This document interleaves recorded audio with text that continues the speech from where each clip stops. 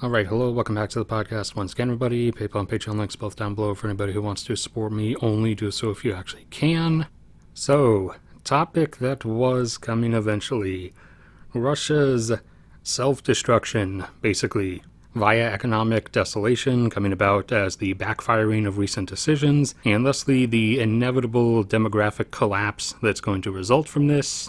Now, the Russian government has been trying to artificially prop things up, hoping initially that the war would be over fast and that they would have enough to maintain an illusion economically for their citizens. However, their ability to do that has now started to run out, and things are starting to slip back down.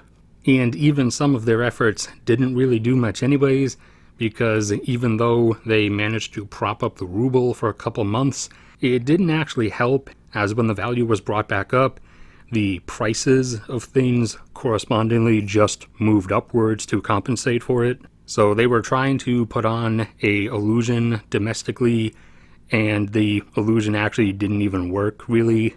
And so Russia is about to dive off the cliff into the downward spiral, which is going to be enormously catastrophic, as demographically they were kind of already in a downward spiral. Granted, they had recovered a decent bit from it, as in the aftermath of the USSR collapsing, in the economic chaos of the 90s. Russia's birth rate utterly collapsed down through the ones all the way down to between 1.1 and 1.2 children per woman.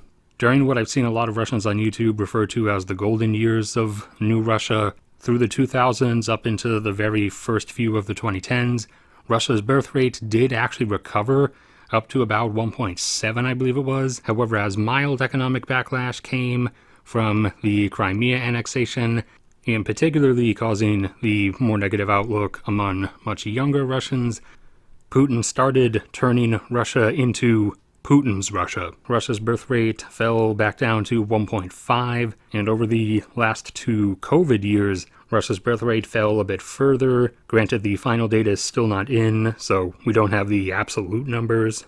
And then this happened, which has blown up in Moscow's face, much worse than they apparently anticipated.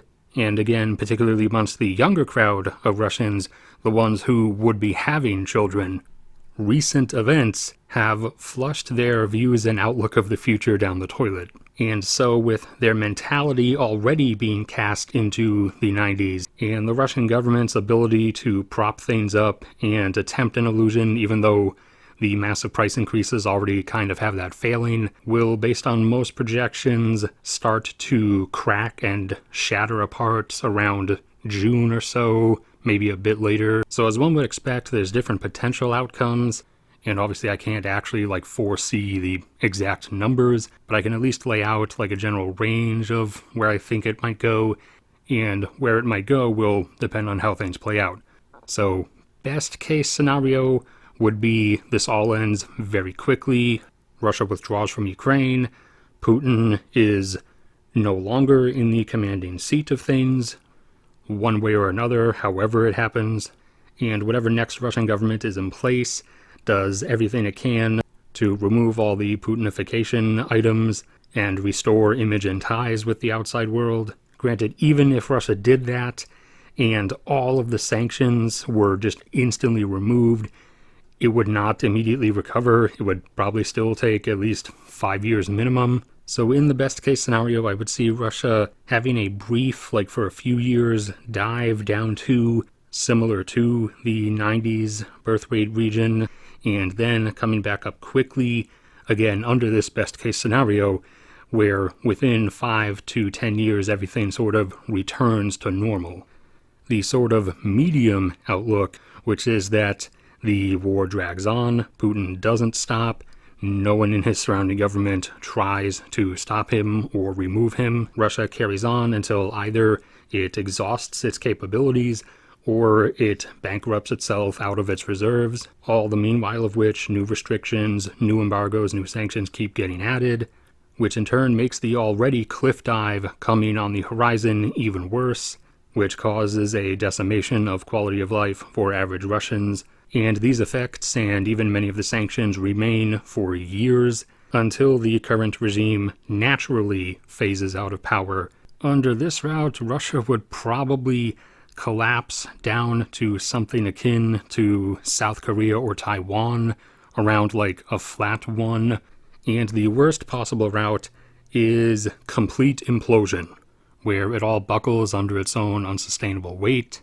The government itself begins to break down as it can't afford to pay for stuff. The absolute devastation of general quality of life passes a tipping point where it actually pushes Russians into unrest, which casts the outlook of the future among many Russians even further downward and more dark, even if it doesn't come to a complete breakdown and the second potential of the worst possible outcome, which is actual civil war.